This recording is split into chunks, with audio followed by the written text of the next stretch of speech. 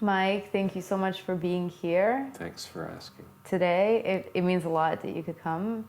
Um, I have so I have so much respect for you and for your work, and also know you as a person in my life. And so I have all sorts of questions about what it is to really be an artist in this day and age, and some questions about your process. So I thought today that I would start by asking you what it's like to make movies now versus what it was like to make movies like 30 years ago when you first started. Movies used to mean difficult equipment that was far too expensive to own. So what people would do is pool resources, and we would own it in common, and it would be available to many different people. It opened this question of space. So you have this stuff. Where are you going to put that stuff? Yeah. And so then you need an architecture, a space, somewhere in the city, probably. And so that space, that architecture, becomes a place where people come together. Production in that time meant it was a kind of a centrifugal or pedal force, like a force that would draw you in. It would draw people out of their homes and towards each other. So we could talk and meet and find out what each other were doing, and we could find out how to use these strange tools, and we could find out how to use them in improper ways. Today, making a movie, everyone can just do it with their phone. Yeah. And the computer is like a recording studio, a expensive post-production digital studio. It can be a camera. You can do all your voice recordings. You can do everything on the computer. And so the computer asks us to be alone when we're making. In fact, I feel like there's these two primary. Well, there's many different qualities around the computer, but two of the things around production is it asks for isolation, a particular kind of isolation, which is connected to everyone, but connected to no one. And then there's there's a time that isn't a time, Yeah. I think all of us have had that experience of, I've been sitting here editing for the last 9 hours, and I haven't been in my body, and it's 10 o'clock at night, and I realize I'm hungry. Yeah. So maybe I should get something to eat, Yeah. and then days go by and you haven't talked to a single human being, and then you just forget how. Yeah. But at least you can repeat the lines that are, in your movie, your perfect movie. Yeah. Wow. Well, I actually, I was so curious about what your day is like, and also if there's ever this kind of sense of accomplishment when you finish a project, or are you just thinking, oh, I'm just, this is done, I'm on to this other thing. Do you ever sit and look at your work and review your work?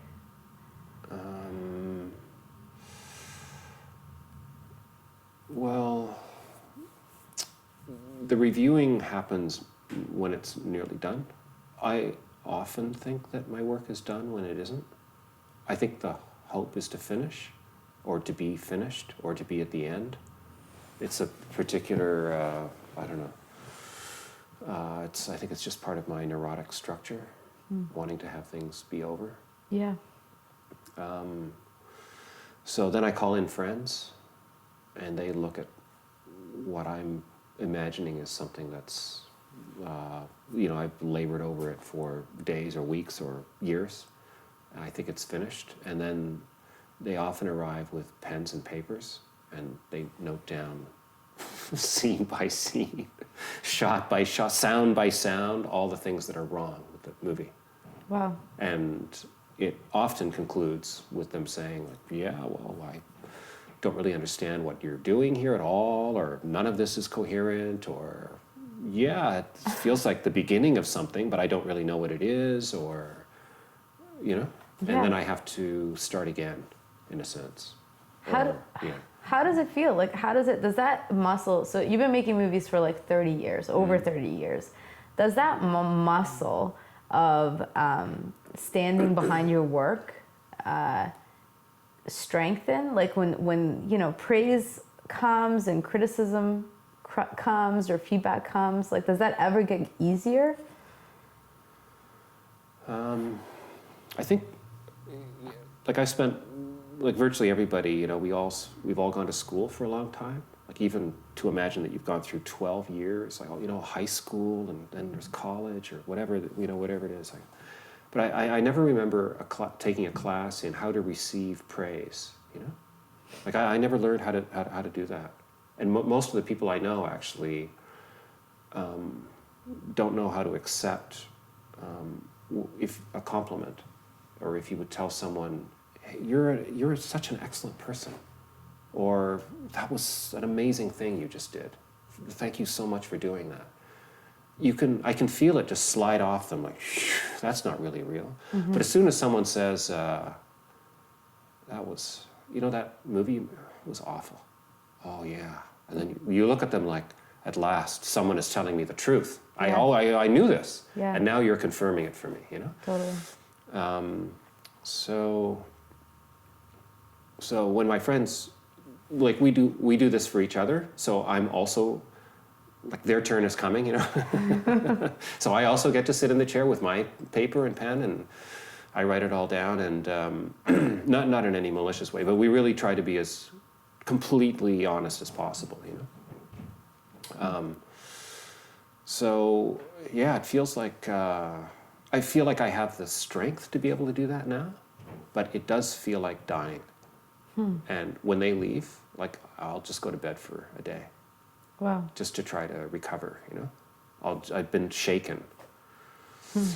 It feels very personal. Well, the movie, it's like even though it looks like it's over there in the computer, but it's really living here, you know? Yeah. It's like, it's just part of your body.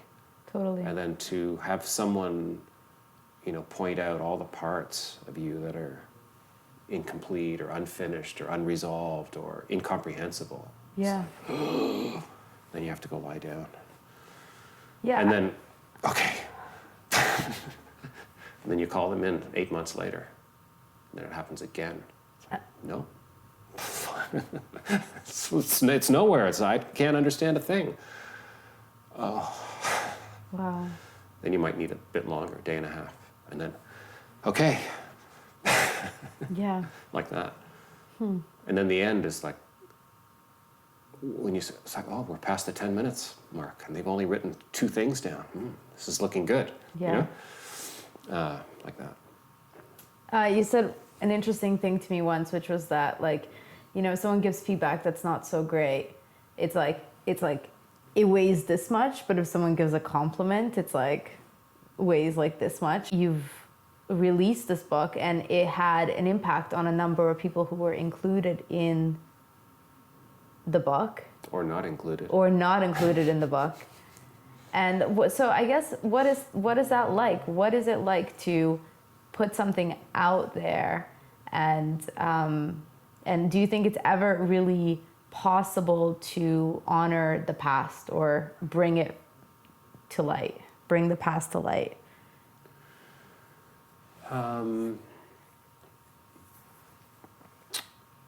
Yeah, the book had a difficult, right at the end of a 6-year process. The book, it was difficult, and it came out a bit later than I had hoped, you know? So I was very squeezed by a deadline. Most people, I think, like to work towards deadlines. They like to feel that pressure, or it's not possible to have creativity without external pressures. Mm-hmm.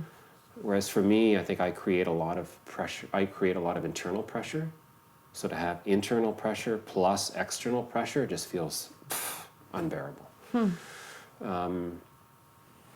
About the book, It's a portrait of a community. It's done as an oral history collage, so very much like a documentary movie or an ordinary documentary movie where you see one person speaking on a subject, blah, blah, blah. You cut to person number 2, blah, blah, blah. You cut back to person number 1, you cut to person 3, and all together these stories collect to tell the story of this time. And the story of that time was the story of how the 60s in Canada was really lived in the 70s. And so this, like the Back to the Land movement, the hippies, the drugs, the communes, all that stuff, and also liberation movements. Women's liberation, of course, huge, like second wave feminism, black liberation, a liberation in education, so Rochdale College, so like the free school, the beginnings of all these artistic ventures, which were done in theater groups and cinema groups, like the first cinema co-op. People are rethinking how to live their lives, how to reorganize ourselves socially, how to reorganize ourselves aesthetically. It's a complete project, yeah. And the funnel, this film cooperative, comes out of that time. So for many people, their big moment as an artist or as a person, even like the events that cut or shaped their lives happened in this period. And so they have a great stake or investment in how those things might be represented. How do I look? How am I shown in this time? Or even, how is this time being crafted, So you asked this question about, like, can the past really be represented? And I think that there's parts of our history that are more and less useful, and to the degree that something that's happened 10 years ago or 1,000 years ago speaks to a living present, that's when that past becomes alive, So for instance, like we've had a long history in this country, or every country has a long history of people that are not considered people, Like they're a person, they have, well, a person like attributes. They walk around, they talk, whatever, but it's, oh yes, but you're not a person because you're a woman, right? Or you're a slave, or or whatever it is. And so some of those moments of the past, which are buried in that time, in that moment, in that time, can be resuscitated, rescued, And all of a sudden, history starts looking different, Anyway, so part of the hope of this book was to bring back some of these buried moments. There was a very important gay Marxist co-op collective called SEAC, which came out in support of certain radical anti-establishment methods, and they were buried and then never spoken of again. And so what is the relationship between art and politics, or what responsibility do artists have when, for instance, like the States or these dire, very extreme political times are pressing on us? So what kind of response is necessary? Could we look to the past to find models of how people used to respond? And could we take some of those lessons and apply them today? Yeah. This is this kind of leads into my next question, which is really about.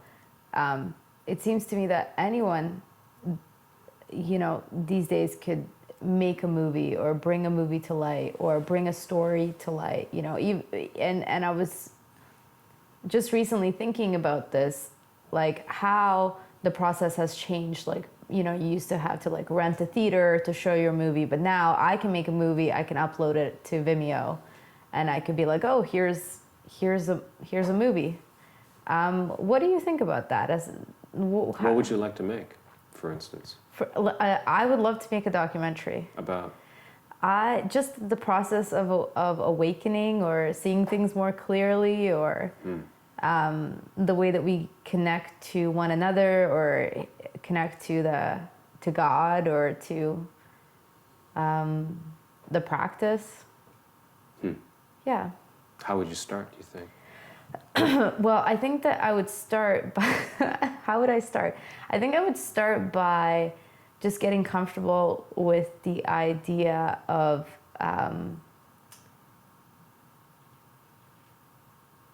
of recording. I guess kind of like what we're doing right now. And just getting some of those thoughts out loud, or even admitting them to myself. And then, like, of course, and I guess actually the interesting part is that in a way, it's like I do need permission, you know? Like, should someone like me who has no idea what they're doing and no background in anything, can a person like me be allowed to make a movie?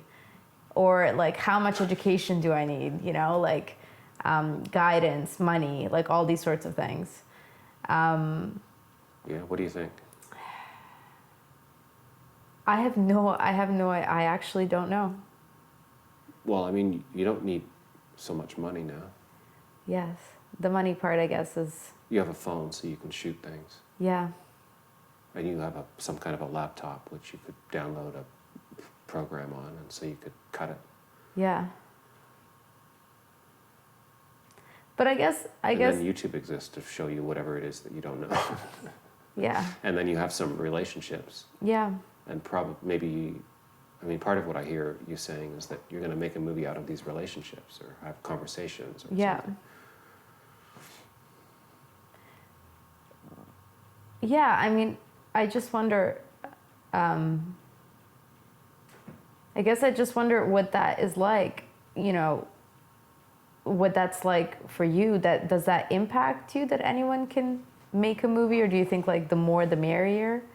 And I'm sure that there's all sorts of like logistical things behind being a filmmaker and you know, making money, making a life. Like some people, I'm sure, just want to go to Hollywood, want to be famous in that way.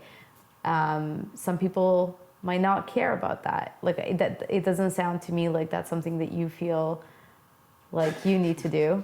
Right. So. Yeah, I think the hope was always, you know, the utopian dream behind fringe media was that everyone would be an artist. Everyone would be able to make whatever they wanted, you know, and that somehow we would find the means to transform the very narrow channels of transmission, either television stations or movie theaters. We could micro broadcast, or we would build our own movie theaters and show them, show movies, or we would show movies in different ways, or we would occupy spaces and turn them, you know, Yeah. bars, cafes, various associations in town. There's regular screenings happening in the Polish Combatants Hall and all kinds of different things, you know, venues.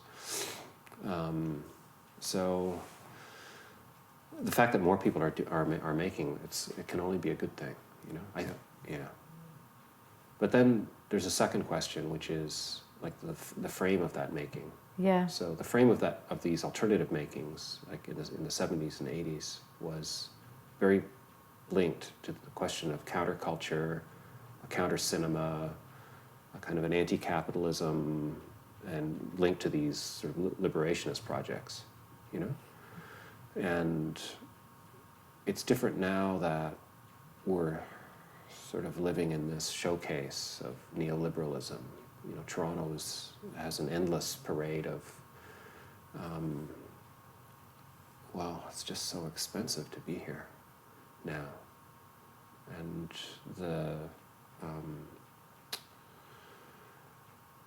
the high-profile venues that are available for artists, like the International Film Festival or Hot Docs, or, you know, they just show the winners. You know, they show the most expensive things that are being made. So, and they encourage, I think, people to chase that dream. It's like the sort of miniature versions of Hollywood. The reason why Hollywood exerts such an influence, I think, is because it lives inside us somehow. You know, it's like, oh yeah, I want to do that too, or I want to be that, or I want to be part of that. And so the question of resistance is much more muted now than it was. And for me, that's still the central engine and question. So how could this proliferation of production, which by itself is a great thing, but I don't think it's a great thing if everyone just wants to mimic or make copies of what's already there, you know, because that's like giving in or something. Does everyone get to share their story? Or should I share my story? How much should I share? Do you think that you share all of the story when you make a film? Do you feel like you share your story completely, or are you? I think you should tell us the story first, and then. I should? Yeah, you should. Okay, I'll practice. Okay. Good. And actually, I had one last question. But you're going to tell us a story first, right? Oh, am I going to tell a story? Yeah, just tell us Any a story. Okay. I like that you're including me in this interview. You're part of it too. A story. Okay, so any story? Any story. Sure. Okay. When I was maybe 8, a war started in my country, but I didn't really know, like the war didn't just start. Like it's not just like one day there was like a war. It kind of was like a buildup of tensions. And I remember asking my mom, is a war going to start? People are saying a war is going to start. And she said to me, no, of course not. There's no war. No war is going to start. Just like a mom would say to, a kid. And then I remember things actually happening, and my grandma driving me out of the country, like past like hundreds and hundreds of cars that were trying to evacuate. And I remember sitting in that car and just being so scared, and like so I felt like that was like a moment that I can remember being like, oh man, like this thing really happened. This like bad thing happened. I thought it wasn't gonna happen, but this thing that I thought might happen actually happened. Mm-hmm. And just like the confusion around that, about the war and about leaving. It was like a moment, like a true moment of like loss. It felt like a loss. What were you losing? Well, I was mad at my mom, so I was like Because she lied to me. Right. And I was really mad at my grandma. Because she didn't bring all my stuff. There was like only room for like one bag of stuff. One bag. One bag. That's harsh. Yeah. So. And then you had to leave your home. And then I left my home. Yeah. Did you ever go back? No. You never did? No. Wow. Yeah. It was robbed and then bombed. And the kind of like, I feel like I've kind of buried the war story, like the war is over. Until recently someone said to me, oh, you're Serbian, right? I can see the darkness in you. I can see your dark side. And I thought, oh, the war is still here. It's like in your perception of me now as someone that's been portrayed as dark or has a shadow side. And, like just in the way that, and I mean, I'm sure he sees something in me that's there, but he also is putting, his impressions of, from the media about Serbians onto me. And then it was like the sense of like, again, loss. Like, oh, the war is still here. It's still following me. It's still with me. So those are the kinds of stories that I feel interested in or curious about. Wow. Yeah. That's a lot to leave home forever, in a way. Did you feel like you left part of yourself there? Yeah. I feel like I left my childhood there for sure. Yeah, for sure. So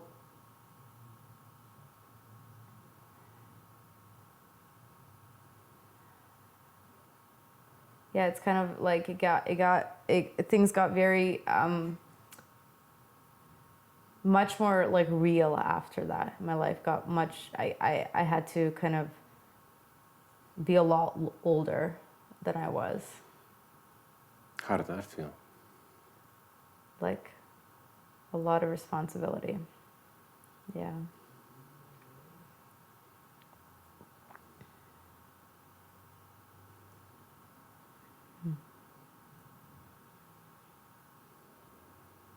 Mm-hmm.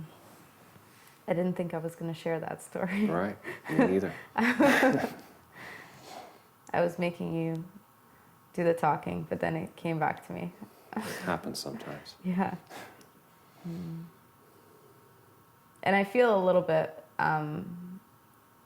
vulnerable and a little bit like scared about sharing that story. And I guess I was wondering if that is what it feels like when you share a story, or do some movies, some projects feel closer to you, or does it all kind of feel the same? There's some things, like I made a movie called Buffalo Death Mask, and it was going to be centered around this moment in 1992. So I'm in Vancouver, living there. I'm in the doctor's office. I'm surrounded by mostly young men like myself, and some people are there on canes or walkers, or wheelchairs, or helped by their friends. And people are very sick because it's an all HIV/AIDS practice. And some of these young folks look like they're gonna die, at the end of the week or next month or soon. And there's no treatment available of any kind, and there's no treatment in sight, So one thing I noticed in those rooms is that light comes from the body. Like of course we know that light falls on the body, but actually light, like the body emits light. And so I thought, it'd be great to make a movie where, which would teach people how to see the way that light comes off a body, and they wouldn't even have to be dying. Like, how about that? So I put together this, a thing. It was 10 minutes long, and it just had some, beautiful images and then some sound. And I invited my friends over, and they looked at it and they went, "Yeah, what's this about exactly? Nice pictures, dreamy. So what's it about though? Really, you can't tell anything, or no, nothing?" Okay. So then I realized that I would have to make everything more explicit, and that meant, of course, language, which I was trying to resist as usual. So I had to have a conversation, which I did with Stephen Andrews. He's he's what they call like a long-term survivor. He's been positive since the early 80s. And he talked about his partner, Alex Wilson, who died one of those terrible, lingering deaths after, as his immune system collapsed. And then Stephen himself became very sick. Big chunks of the visual field are missing, just super sick. And then, like the drugs arrive at the last possible second, and he's just like whisked away from dying, just wow. Like he was really on the way out, and then poof, like incredible turn of events, very unexpected as well. He said this really beautiful thing about Alex. I guess they'd been together, their entire adult life, since they were 20 or something. And he said, it's not just that you lose this person that's so close to you, but you lose what they remember about you. Like they've borne witness to all these different moments in your life. And when they die, all those moments, they're gone. They're also gone. They go with that person. Like, so he says that you lose part of yourself. Mm-hmm. And he said, if you're not centered or grounded or if you're not clear about who you are, you can really just start spinning away, Like, it's like a double death, he's describing. He says it in a very beautiful way. He's incredibly articulate. He's an artist. Anyway, and all of his paintings and prints and drawings are filled with this sense of light coming out of bodies, It's because he saw what I saw, of course. We all saw the same thing. So I'm also part of that conversation, and he was very clear that I couldn't just sit back and like lob some questions at him, and he was just going to say some things. Totally. So, that film, it was a very personal thing to share with people. And I can't remember when, it was somewhere in the 90s, I got shingles. And for some reason I thought, it's because you're always thinking as a filmmaker, like, this would be very good to have a record of this, because one day I'm going to need this. Like, look at shingles is like this eruption of these pussy, it's like this rash of pussy things all over your body. And it's strange because it follows the meridians of your body. So the body is made from the center, like when the body's being formed for it's formed from the midline, and then it grows like this, and the virus, the shingles, moves in this midline, like it's like it's respecting, or it's a kind of a bodily memory that it's enacting, right? It's like a roadmap to your it's contained inside a meridian which was formed from at the very beginning, So it's kind of incredible.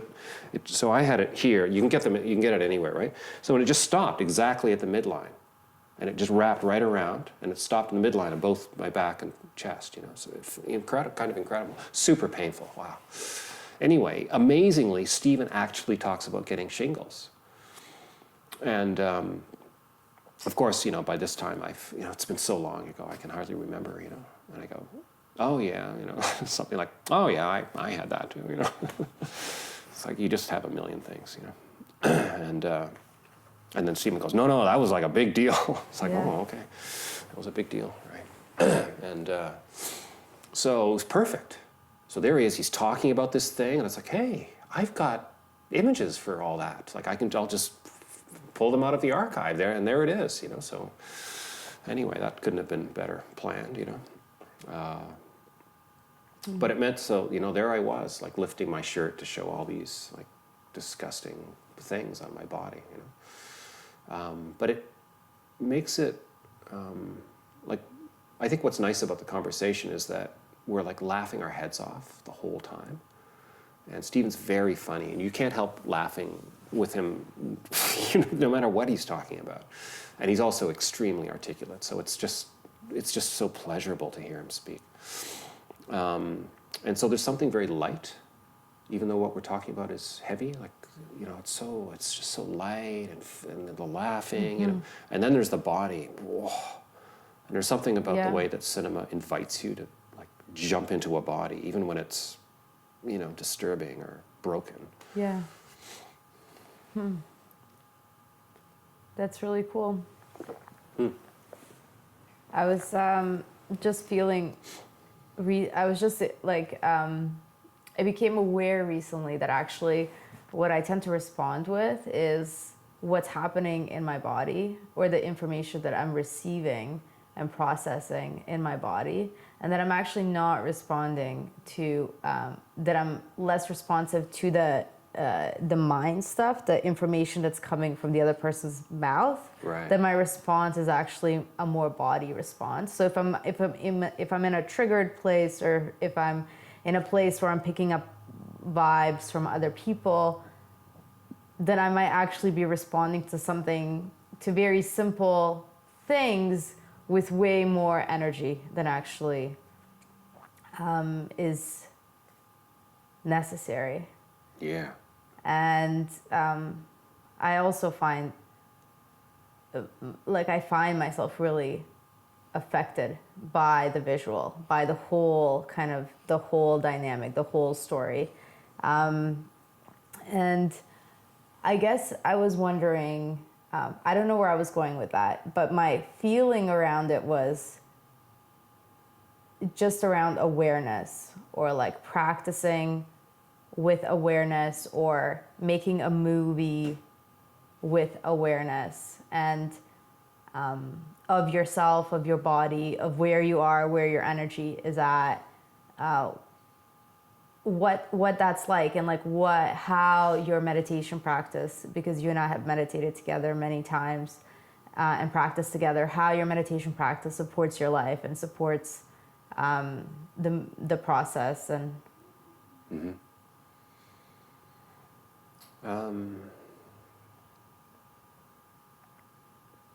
I think that the dominant, one of the dominant habit patterns of our culture is to be a useful capitalist who's working and producing value of some kind, in whatever ways you would say that.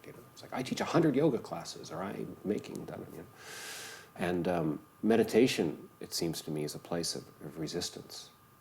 It's a place where it's not useful necessarily. It's not applied, and it's a way to step back and try to absorb what's actually happening right now. Just as you were describing that your experience in conversation is about feeling what's actually happening in your body in this moment to moment.